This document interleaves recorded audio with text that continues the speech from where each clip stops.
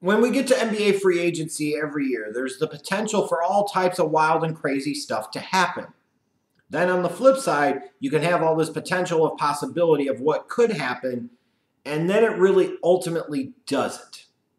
Now, at least you can say for this NBA free agency period where you have guys like Kevin Durant staying put and Chris Paul staying put, you still had LeBron James, the marquee of marquee free agents, change teams. And not just change teams, but going from his hometown team as the returning savior that finally brought a championship to a beleaguered Cleveland sports city.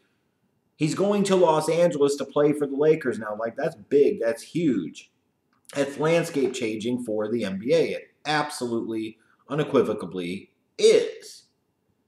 So you kind of go both sides of the spectrum. A lot of guys just use it to get paid big money by the current teams, and some people do use free agency as that opportunity to get the best situation they feel for themselves somewhere else.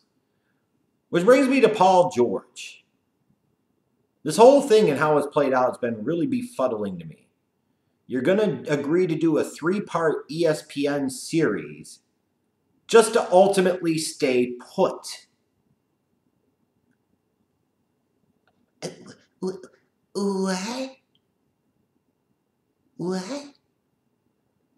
Whereas LeBron James goes into free agency and chooses to change destinations, Paul George has decided to stay put in Oklahoma City, Oklahoma, to run it back again next year with Russell Westbrook and Carmelo Anthony. Because reasons? Now, granted, Paul George has 157 million reasons potentially to love the thought of playing in Oklahoma City. But damn, man.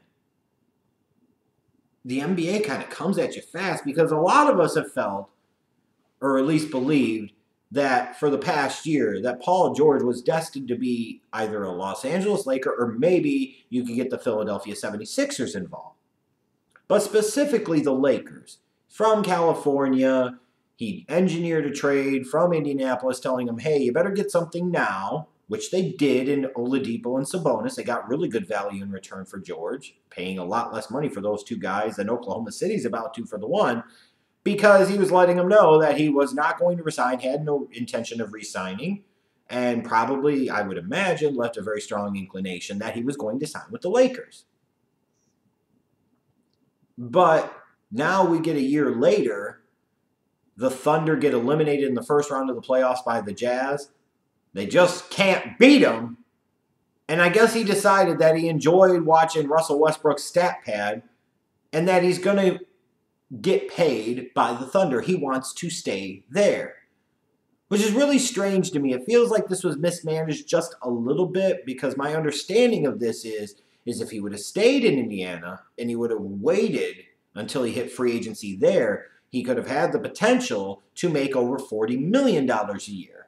And yes, I completely understand we're talking about $40 million as opposed to about $39 million, but money is still money. It's not that much of a difference, but it's still some of a difference. And I think it would have been like 5 years, $206 million. Somebody can fact check me on that. But he did turn down money. He left money on the table, potentially. So how does this deal make sense? How does this really jive? And the simple answer is I'm not really sure. Maybe Paul George got there and he bonded with Russell Westbrook and he liked playing with Russell Westbrook. He maybe enjoyed the city of Oklahoma City more than he did Indianapolis. Maybe he didn't want the pressure of playing in Los Angeles and figured the money's not that much different, so I might as well just stay here. Maybe. Maybe the other play for him is get the money now from Oklahoma City, and after 2 seasons, you could potentially renegotiate the deal and get another 5-year deal at that point in time for even more max money, which would be like, I think, $43 million a year or so. Again, you can fact check me on that. It might even be more like $44 or $45 million a year at that point.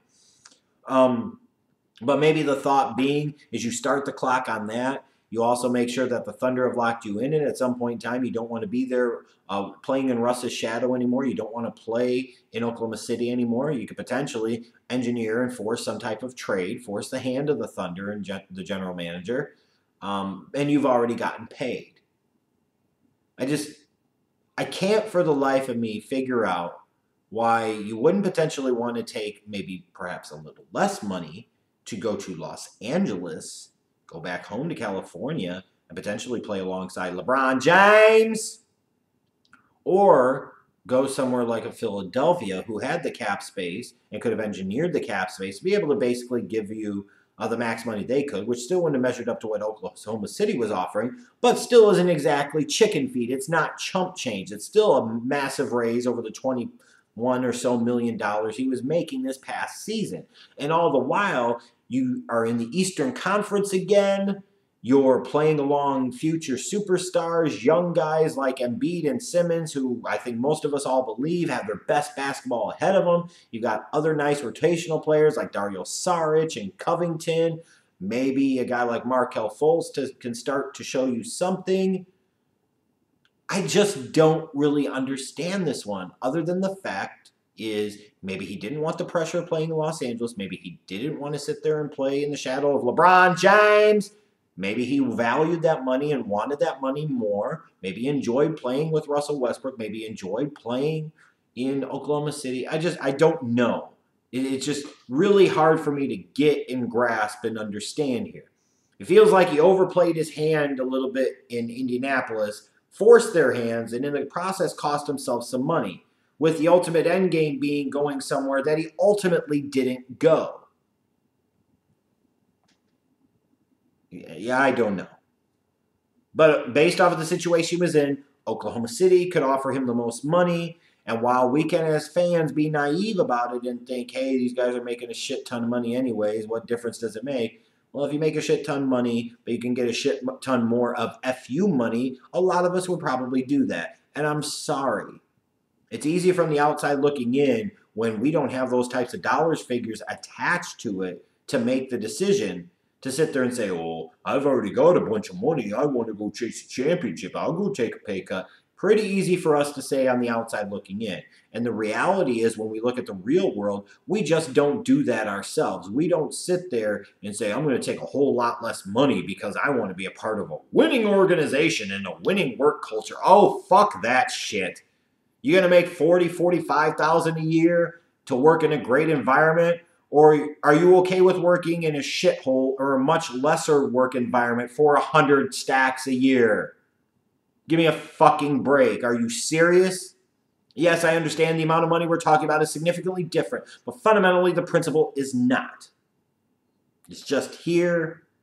It feels like he left some money on the table by orchestrating the trade away from Indianapolis to begin with. Now he's attaching himself to Russell Westbrook. Why the hell would you want to do that? He's staying in the Western Conference, where now you've added LeBron James, the best player in the world. You've got a dynasty in Golden State, a team that's on the cusp of championship contention truly in Houston. Why the fuck would you want to stay in that situation when you couldn't beat Utah?